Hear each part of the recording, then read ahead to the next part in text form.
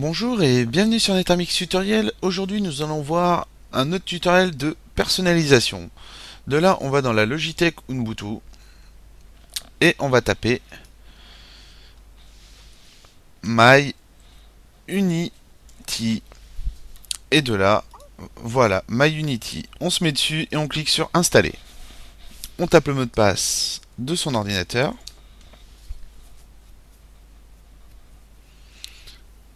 Et ça va nous le télécharger.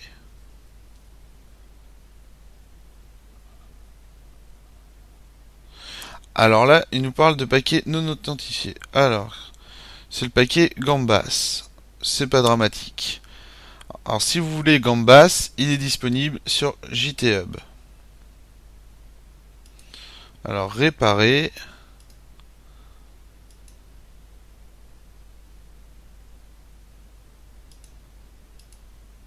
Ah, alors ouais, moi c'est que j'avais dans mon Ubuntu complètement personnalisé. Ok. Alors,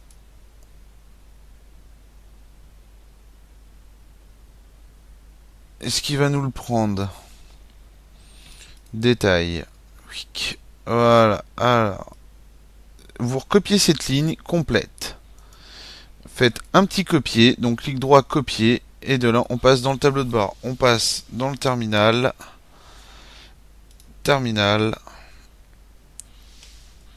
Sudo su et on tape netamix. Donc moi c'est le mot de passe de mon ordinateur, de toute façon je les appelle tous comme ça, vu que c'est des machines de tuto qui servent qu'au tuto. Et on l'appelle un petit clear. Alors là j'ai un petit peu de mal là ce matin. Voilà. Et de là, on fait un apt-get install et on fait clic droit coller. Et de là, on fait entrer. Et c'est parti pour l'installation de Gambas et toutes ses dépendances. Alors, je vous dis à tout de suite après le téléchargement de ça. Et voilà, maintenant on clique sur réparer pour MyUnity. Hop, voilà. Et on clique sur installer. Bon, s'il a envie de réagir, apparemment il n'a pas envie de réagir. Allez. Bon, ah voilà, bon bah c'est parti.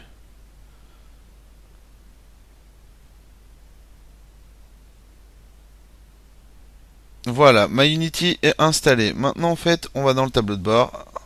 Et encore, il n'y a même pas besoin, il vient de se mettre dans le lanceur tout seul. On clique dans le lanceur, on va faire mes notes, hop, et voilà.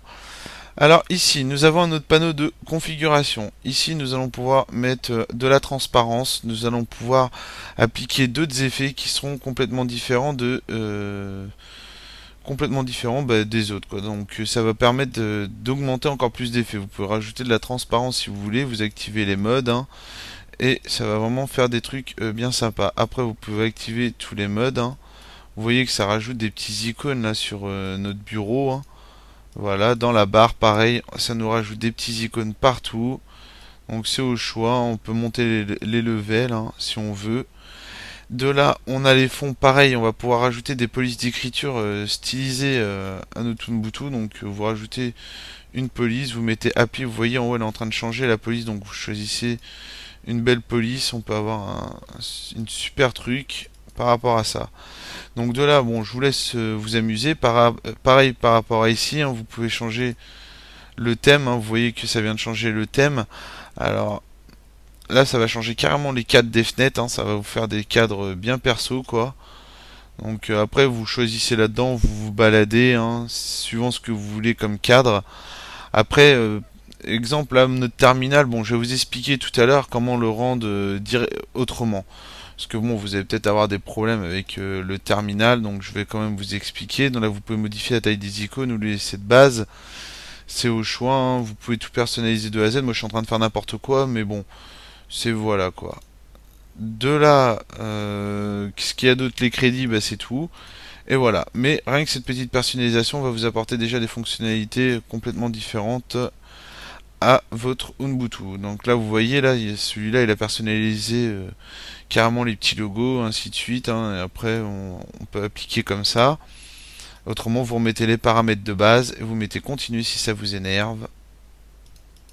Et voilà. Il nous a remis toute base. Donc imaginons. Ici on a personnalisé ça là. Donc là, je viens cliquer sur mon terminal. Là, je suis dessus. Donc, alors là, d'accord, j'ai fait n'importe quoi. Vous voyez, même les petits logos en haut, ça vous a modifié. Ici, vous venez dans Affichage. Et une fois que vous êtes dans, non, dans Édition, Préférences du profil, alors, vous allez pouvoir, oui, je vais mettre ça là. On va se mettre ici sur Couleur. Donc là, on a la palette de couleurs. Donc, on va mettre exemple sélectionner. Voilà. Mais ce qu'il nous faut, c'est appliquer. Donc là, vous voyez qu'on peut sélectionner le fond de notre terminal. Donc si vous voulez un terminal avec un fond orange, vous mettez deux fonds orange, c'est au choix. Donc de préférence, mettez-le au pire de fond noir. Alors moi, je vais pas le mettre de fond noir, mais bon, c'est pour vous montrer quoi. Et vous pouvez après par contre personnaliser la palette des couleurs, hein. Donc vous personnalisez la palette des couleurs. Donc vous voyez souvent ce que vous voulez faire, hein. Vous personnalisez tout ça de A à Z. C'est comme la couleur du texte, hein. Vous la personnalisez. Si je fais sélectionner, vous voyez mon texte il est passé rouge. Alors moi je vais pas l'appliquer parce que ça va être dérangeant lors des tutoriels. Mais voilà quoi. Donc si vous voulez personnaliser tout ça, vous pouvez personnaliser directement votre terminal à partir de là. Donc si vous avez des cadres de fenêtres qui sont stylisés, vous allez pouvoir avoir un terminal complètement stylé. Et voilà, on a fait le tour pour MyUnity. J'espère que ce mini tuto MyUnity vous a plu et je vous laisse découvrir tous les paramètres de MyUnity. Et je vous dis à bientôt sur Netarmix Tutoriel.